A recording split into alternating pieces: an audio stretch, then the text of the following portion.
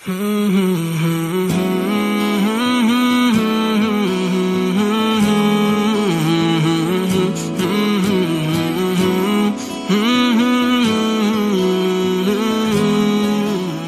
بلے شاہ قصوری نے کہا تھا، اٹ کھڑک کے دکڑ وجے تتا ہووے چلہ،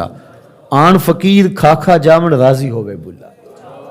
تو آپ کے گھر میں جو کھانا پکتا ہے، ایک آدمی کا زیادہ کھانا پک جائے، کسی مفلوق الحال تک پہنچا دیں عزت نفس کے ساتھ، دعوت کی شکل کے اندر غربا کو اپنے گھروں میں دعوت دیں۔ آج کل یہ فیشن بن گیا عمراء کی دعوت کرنے کا، غربا کی بھی دعوت کریں، عزت سے بٹھائیں، اچھے دسترخوان پہ ان کو کھانا کھلائیں، ان کو تکریم دیں، ان کو عزت دیں، اپنے ارد گرد ماحول میں دیکھیں۔ میں نے یہاں بھی کہا ہوا ہے، پھر کہتا ہوں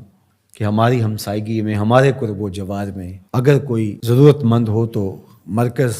اس کے لیے حاضر ہے، یہ اس کا اپنا گھر ہے، تینوں وقت کا کھانا دستیاب ہوگا۔ اور ہم بڑھ رہے ہیں اب اس کام کی طرف کہ ہم ملک کے طول و عرض کے اندر اور پوری دنیا کے اوپر انسانی فلاح کے لیے کام کے حجم کو بڑھائیں گے انشاءاللہ۔ پہلے بھی اللہ کی توفیق سے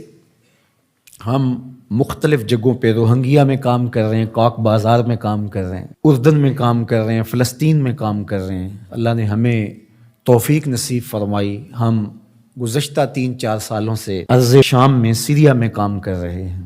اس طرح ملک کے اندر بھی اپنے محدود وسائل کے اعتبار سے کام ہو رہا ہے، لیکن انشاءاللہ چونکہ بہت سارے کام ہیں ہمارے ذمے، مدارس کا قیام، پھر ان کی ضروریات کو پورا کرنا،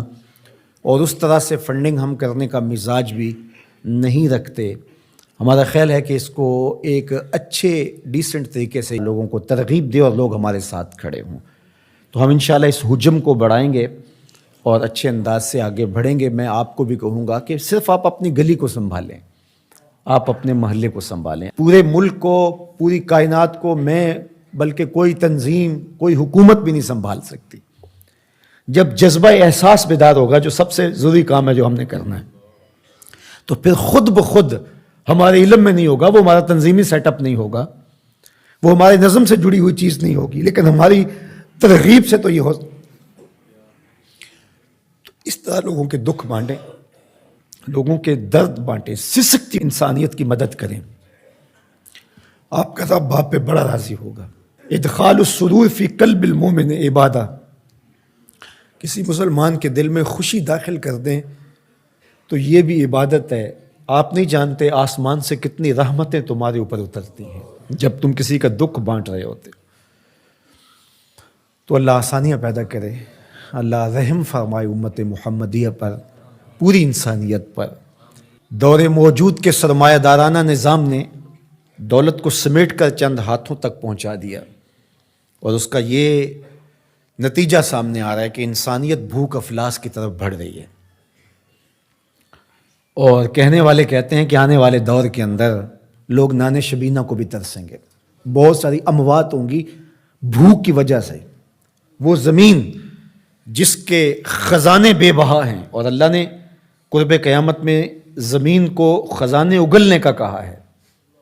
جس کھیت میں فصل ہوتی تھی 15-20 من، آج اسی کھیت سے 40 من کے قریب نکل رہی ہے۔ زمین نے اپنے خزانے کھول دیے، لیکن یہ دولت سمٹ جاتی ہے، یہ وسائل سمٹ جاتے ہیں چند ہاتھوں میں، اور گندم خراب ہوتی رہی امیر شہر کی، گندم خراب ہوتی رہی امیر شہر کی، بیٹی مگر فقیر کی فاقوں سے مر گئی۔ تمام عمر جو اہل زر کی خلعتیں بنتے رہے، تمام عمر جو اہل زر کی خلعتیں بنتے رہے، ان فقیروں کے مقدر میں کفن کاغذ کا تھا۔ تو یہ عدم مساوات ہے۔ اگر ان لوگوں کا بس چلے تو یہ فضاؤں سے آکسیجن بھی جمع کر لیں اور غریبوں کو سانس لینے کا حق بھی نہ دیں، اور انسانیت جو ہے وہ سانس کے لیے، آکسیجن کے لیے بھی ترسے، لیکن میرے رب نے یہ ان کے کنٹرول میں نہیں دی۔ تو یہ جو ارتکاز زر ہے، یہ قوموں کے لیے بربادی کا سبب و ذریعہ ہوتا ہے، اور یہ سرمایہ دارانہ نظام جو گزشتہ کئی عشروں سے چل رہا ہے، اس کے نتائج اب آپ کے سامنے آ رہے ہیں، اور کتنے لوگ پوری دنیا کے اوپر بھوک اور افلاس کے ساتھ سسک کے مرنے کے لیے تیار بیٹھے ہیں۔ اللہ جل شانہ اپنی عنایتوں کا حظ وافر عطا فرمائے۔